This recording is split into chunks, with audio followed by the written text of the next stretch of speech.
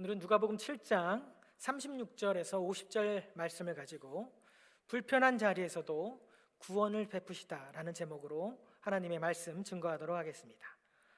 지난주 말씀은 바리새인들은 이 세례 요한과 예수님이 선포하신 이 복음을 거부함으로써 스스로 하나님의 뜻을 저버리는 사람들이라고 말씀을 전했습니다. 우리 하나님께서 갖고 계신 구원의 계획은 이 땅에 있는 모든 사람들, 누구든지 주의 이름을 부르는 자는 구원을 얻으리라. 로마서 10장 13절 말씀이죠. 또한 구약에서도 보면 요엘서 2장 32절에 누구든지 여호와의 이름을 부르는 자는 구원을 얻으리라 이렇게 기록되어 있습니다. 구약이나 신약이나 이 하나님의 구원의 대상은 모든 민족, 모든 백성, 누구든지 예수님을 주와 그리스도로 고백하는 자는 구원을 얻는다라고 기록되어 있다는 거죠. 그렇기에 이 자리에 앉아 계시는 저와 여러분도 예수 그리스도를 믿기에 이 자리에 이렇게 나와서 하나님을 예배할 수 있는 은혜를 누릴 수 있는 것입니다. 그렇지만 바리새인들은 스스로 하나님의 구원의 그 계획과 뜻을 무시하고 율법을 지킴으로써 구원을 얻을 수 있다라고 믿고 있었습니다. 그러나 모든 바리새인들이 그런 것은 아닌 것 같습니다. 오늘 본문으로 들어가면 한 바리새인이 예수님께 자기와 함께 잡수시기를 청하였다라고 기록합니다. 한 바리새인이라고 기록되어 있지만 원문대로 하자면 많은 바리새인들 가운데 한 사람이 이렇게 예수님께 청한 것이죠. 그러니까 예수님을 따르는 사람들은 항상 무리를 이루어 있었고 그 중에 바리새인들의 무리도 있었다는 겁니다. 그런데 그 무리 중에 한 바리새인이 예수님께 같이 식사하기를 청하였다.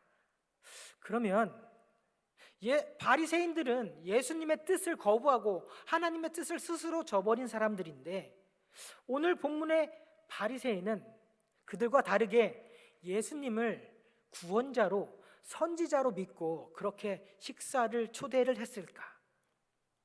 여러 가지 우리가 생각을 할 수 있겠지만 성경은 어떤 생각으로 어떤 마음으로 이 바리새인이 예수님을 초대했는지에 대해서 말해주지 않고 있습니다. 그러나 우리는 오늘 본문의 내용을 토대로 이 바리새인이 왜 예수님께 함께 식사를 청했는지에 대해서 찾아볼 수 있을 것입니다. 예수님을 초청한 한 바리새인 이야기의 뒷부분에 그의 이름이 나오지만 그 바리새인의 식사 초청에 예수님께서는 허락하시고 그의 집에 들어가 테이블에 앉으셨습니다. 사실 이 테이블에 앉으셨다라는 말은 한국 사람들을 위한 번역 의역입니다. 우리가 잘 아는 것과 같이 유대인의 식습관은 비스듬히 누워서 발을 뻗고 상에 기대어 먹는 그런 문화입니다. 여기에 앉다라는 그런 헬라어 동사도 보면 카타클리노라는 단어가 쓰여 있는데 카타는 어디를 향하여 그리고 클리노는 기울이다라는 뜻을 갖고 있습니다. 즉 기대어서 누워서라는 뜻을 갖고 있습니다. 그러니 원어적인 의미로도 테이블에 상에 기대어 누우셨다라고 해석을 하는 것이 맞는 것이죠. 머리를 식탁 쪽으로 그리고 다리를 바깥쪽으로 뻗어서 누운 채로 상에 기대어 누워 있는 모습입니다. 그렇게 자리를 누워서 앉아 계시는데 이름이 나오지 않는 한 여인, 그 여인이 손에 옥합을 들고 들어옵니다. 그런데 오늘 본문의 이 여인은 그 동네 사람이면 누구나 다 알 수 있는 죄를 지은 여인이라고 성경이 기록합니다. 어떤 죄를 지었다 특정하여 죄목이 나오진 않지만 유대인의 그 문화에서 볼 때 여인들이 지을 수 있는 죄는 그렇게 많지 않기 때문에 대부분의 신학자들은 이 여인이 아마도 몸으로 지은 죄를 지은 그런 여인이라고 생각을 합니다. 이전에 고전 신학자들, 고전의 해석들은 이 여인을 그 다음에 이어서 나오는 누가복음 8장에 나오는 7 귀신 들렸다는 그 막달라 마리아라고 해석을 했었습니다. 그래서 찬송가 346장에도 보면 값비싼 향유를 주께 드린 막달라 마리아 본받아서라고 성경 가사를, 찬송 가사를 그렇게 적었죠. 그렇지만 현대 신학자들은 오늘 본문의 여인은 막달라 마리아가 아니라는 쪽으로 기울어 있습니다. 중요한 것은 이 여인의 이름이 막달라 마리아인지 아니면 다른 성경에 나와 있는 베다니 마리아인지 이것이 아니라 그 여인의 이름이 중요한 것이 아니라 이 죄인이라고 불리는 여인의 행동에 대하여 우리 예수님께서 어떻게 평가하시는가가 중요합니다. 그래서 오늘은 여태까지 이 여인의 포커스를 맞췄던 그런 설교가 아니라 오늘은 예수님의 생각에 포커스를 맞춰서 설교를 풀어나가려고 합니다. 그런데 이 여인의 행동이 조금 기이합니다. 아마도 작정하고 이 바리새인 시몬의 집에 들어온 것 같습니다. 더 정확히 말하자면 예수님께서 바리새인 시몬의 집에 들어오기 이전부터 이 여인은 예수님을 기다리고 있었습니다. 우리가 37절 한번 같이 읽어보겠습니다. 시작. 그 동네에 죄를 지은 한 여자가 있어 예수께서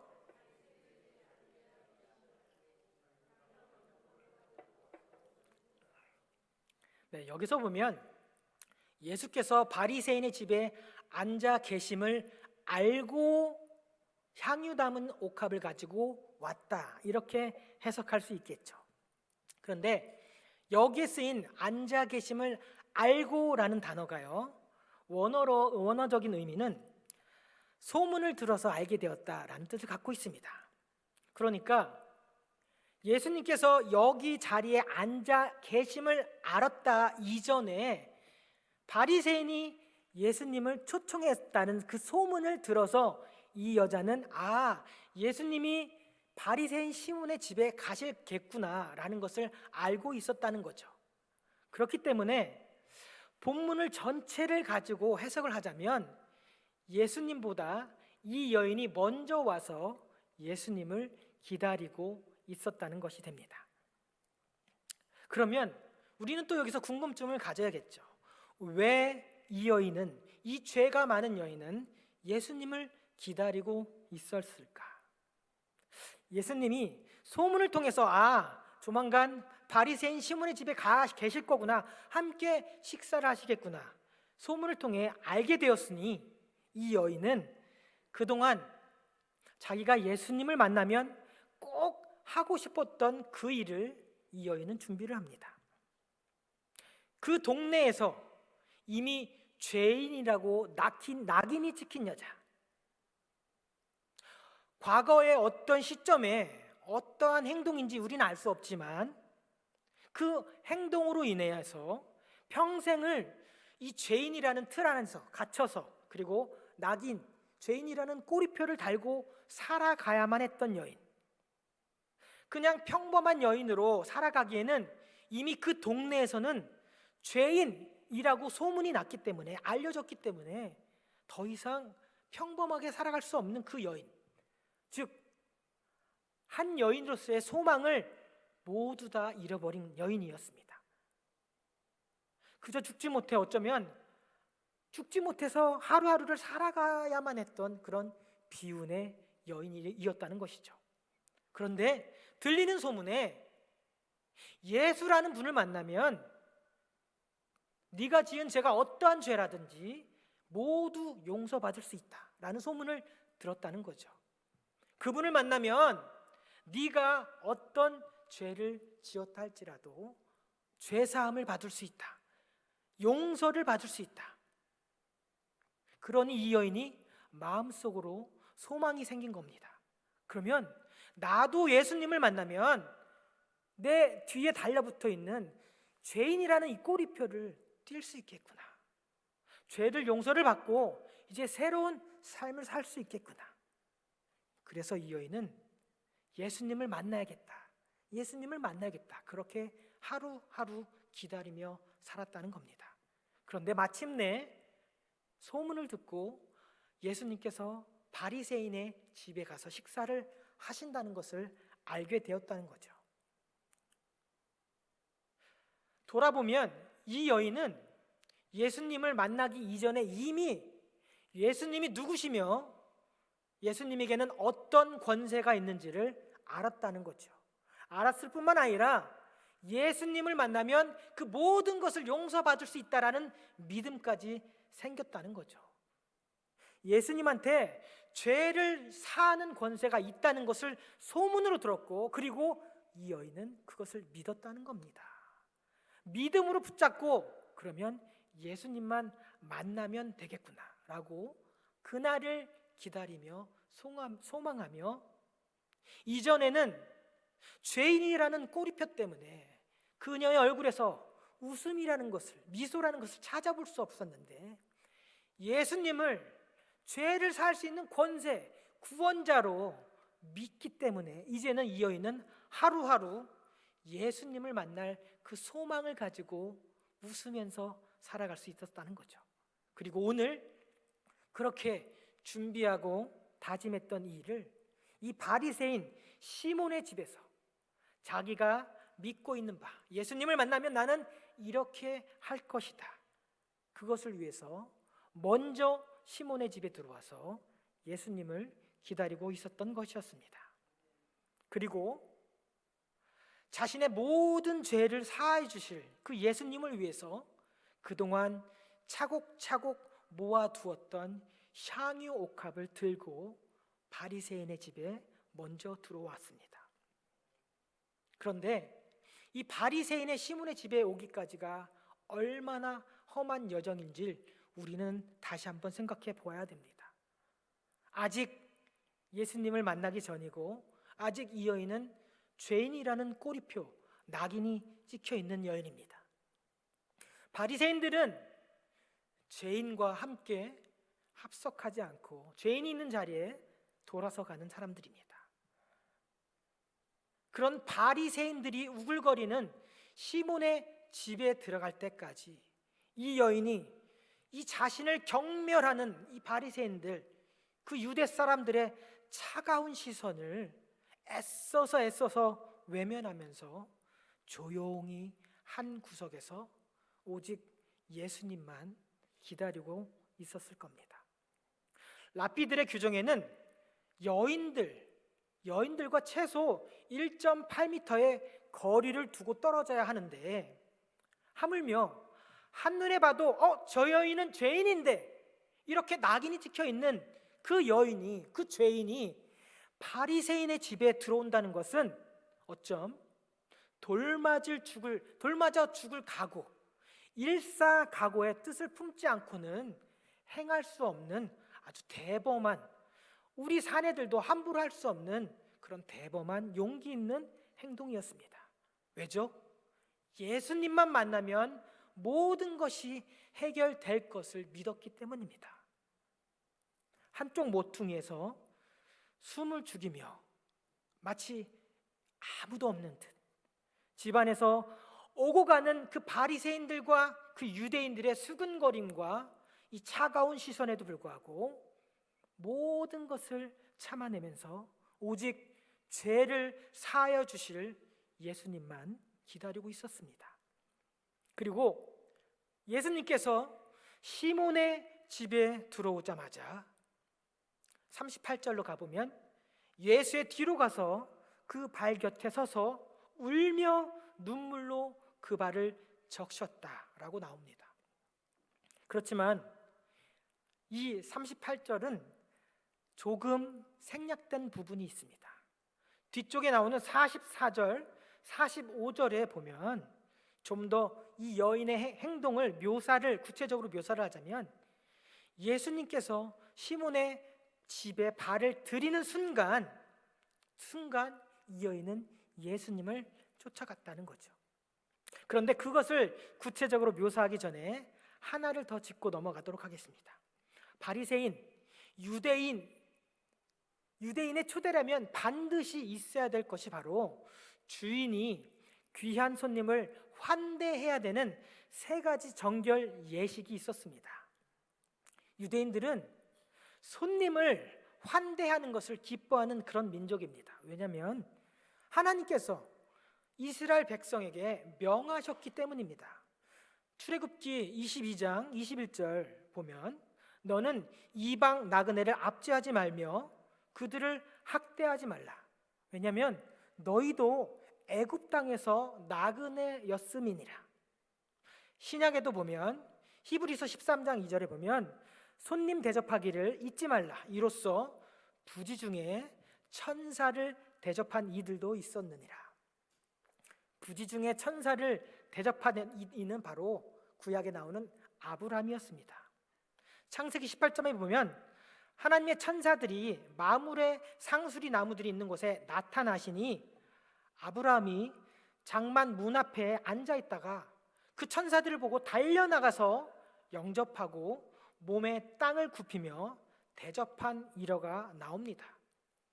부지 중에도 아브라함은 이 천사들을 지극정성으로 대접하였고, 그리고 이 천사들을 통하여서 자식이 없었던 아브라함이 내년 이맘때쯤 사라를 통하여 아들을 볼 것이라는 하나님의 축복을 받았습니다. 그리고 다음 해에 이삭이라는 아들을 정말로 얻었습니다.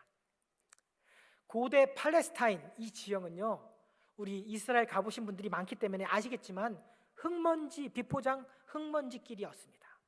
맨발 또는 샌들을 신고 다녔기 때문에 우리 발이요, 흙과 먼지로 뒤범벅이 됩니다.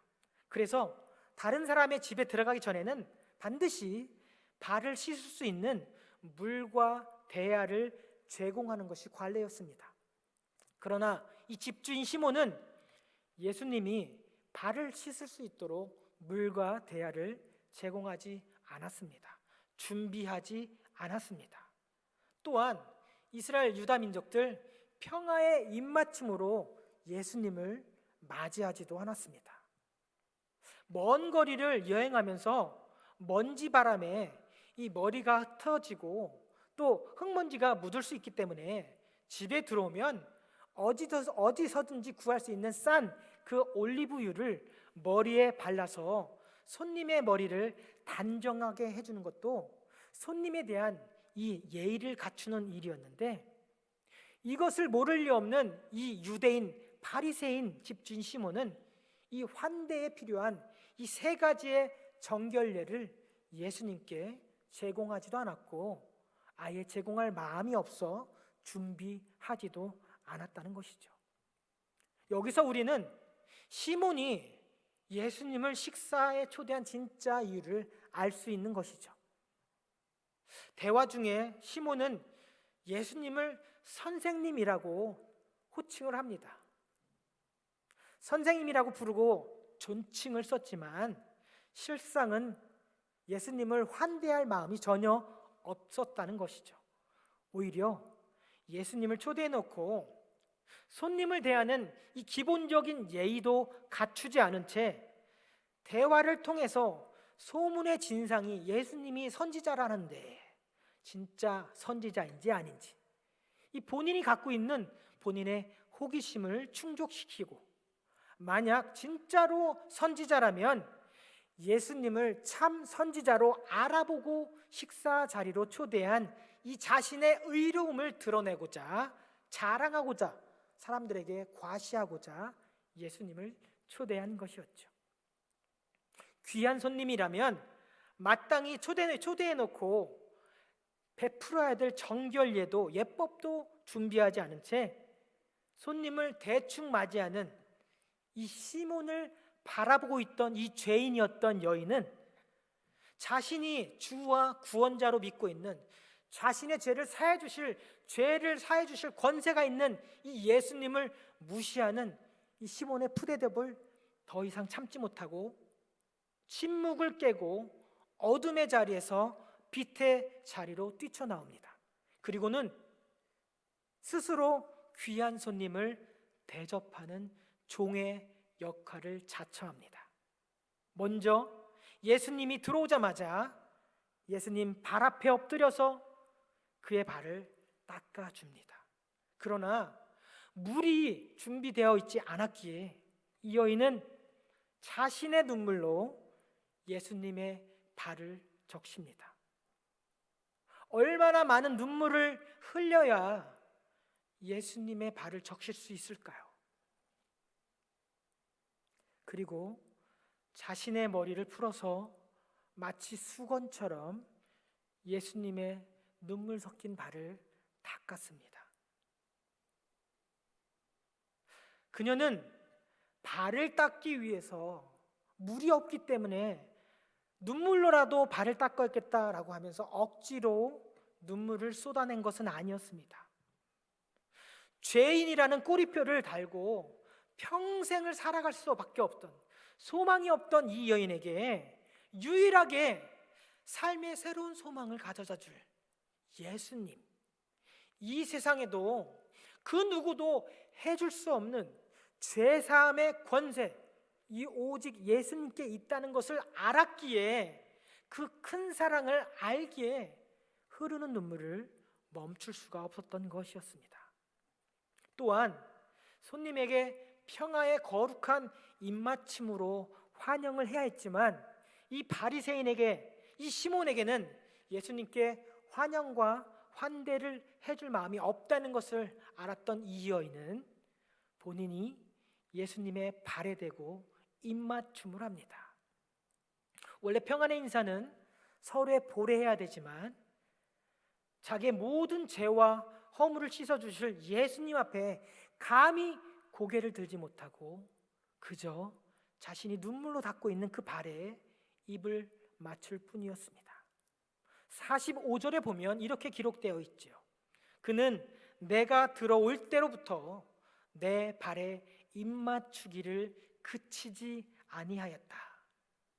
이 여인은 정말로 눈물로 예수님의 발을 닦으면서 예수님이 발걸음을 옮기시는 그곳마다 계속 따라가면서, 예수님의 발자취를 따라가면서 그 감사한 마음, 고마운 마음에서 나오는 사랑의 입맞춤을 쉬지 않았던 것입니다. 그리고 예수님이 마침내 식탁에 몸을 기대어 누우시자 이제는 그동안 정성스레 모아왔던 향유 옥합을 예수님의 발에 부어드립니다. 이러한 모습을 지켜보고 있던 이 바리새인 집주인 시몬은 그저 당황스러운 나머지 속으로만 생각합니다. 이 사람이 만일 선지자라면 자기를 만지는 이 여자가 누구며 어떠한 자 곧 죄인인 줄을 알았으리라. 이 말은요 재밌습니다. 재밌게도 문법적으로 가정법 과거입니다. 가정법 과거는 현재 사실에 반대되는 실현 가능성이 전혀 없는 일에 쓸 때 쓰는 표현입니다. 즉 이 시몬의 생각은 역시나 내 생각대로 참 선지자인 줄 알았더니 역시나 아니었구나.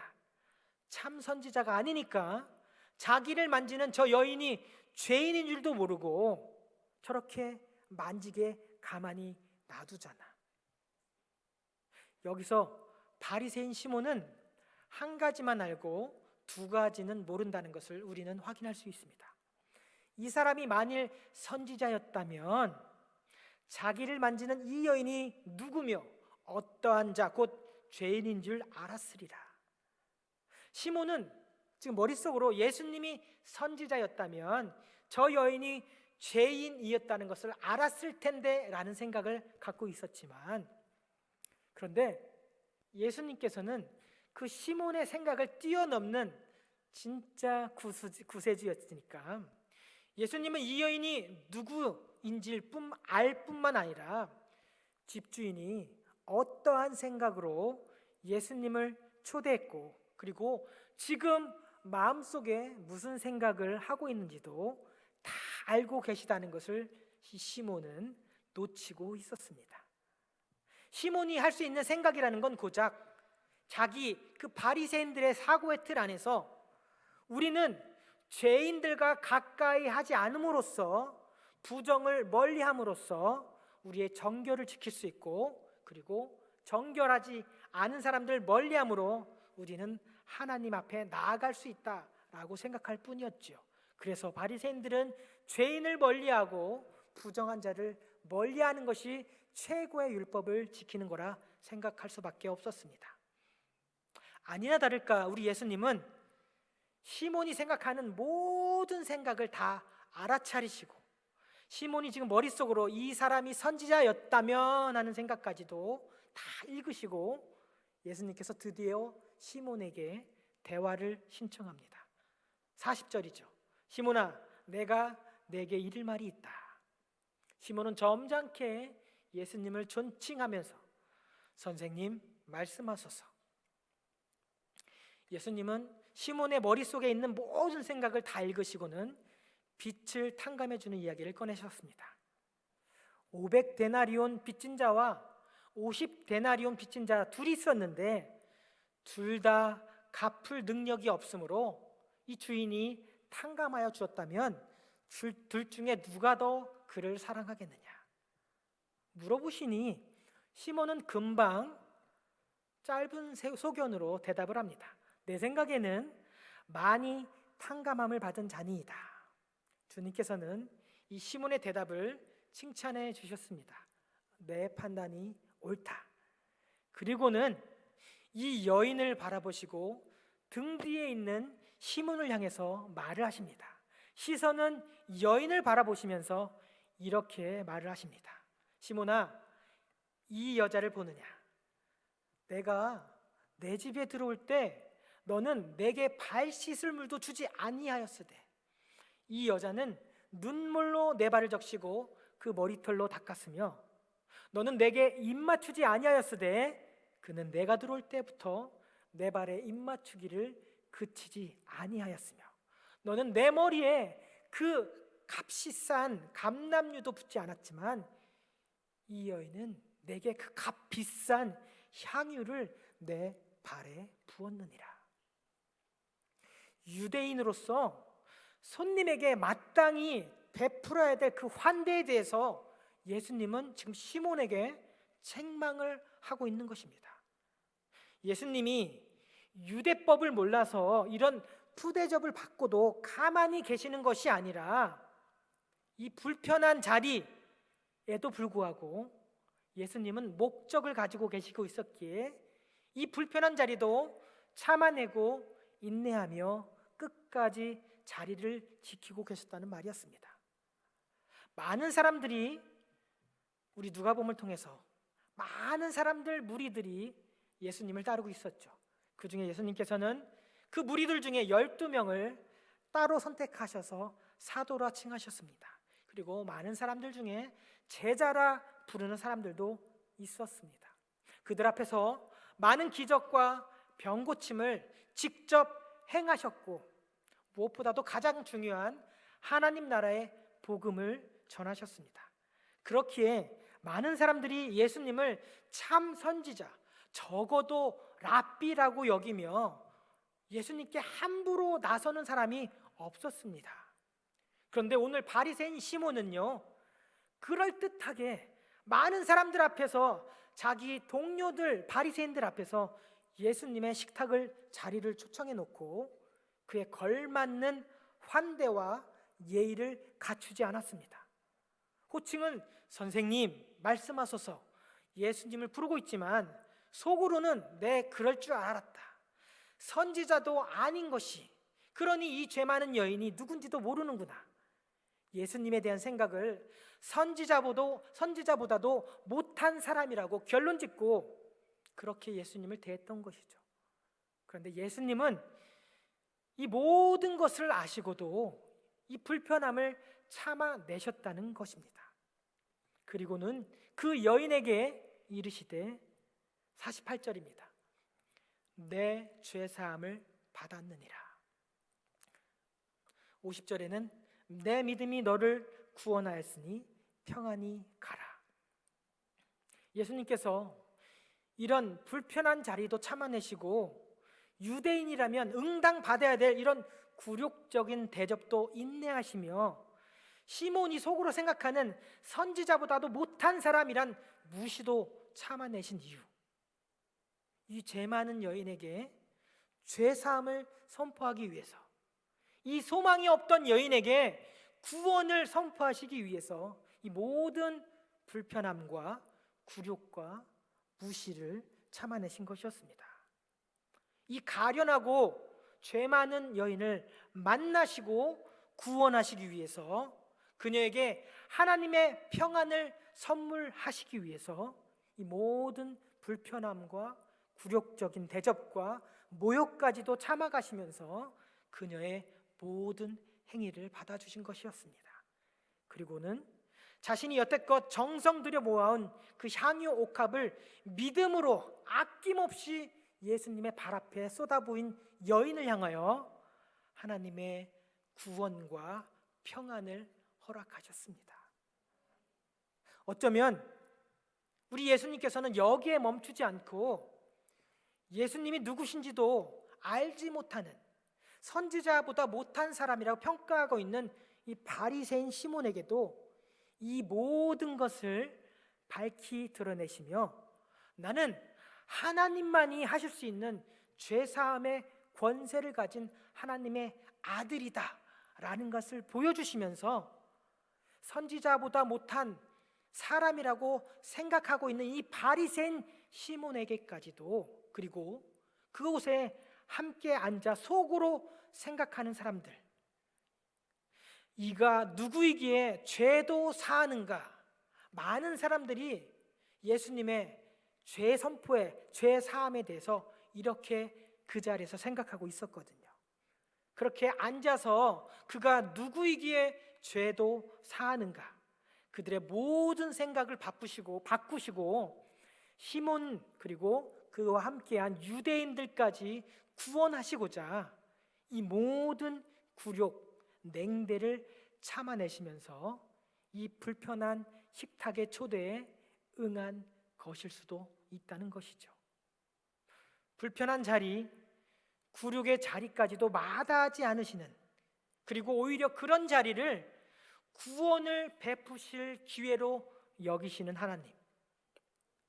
과연 우리는 예수님처럼 나에게 불편한 자리, 나를 불러놓고 모욕하는 사람들에게까지도 하나님의 구원하심과 하나님께서만 주실 수 있는 평안을 선포할 수 있는 사람인지 우리의 삶을 돌아보아야 할 것입니다.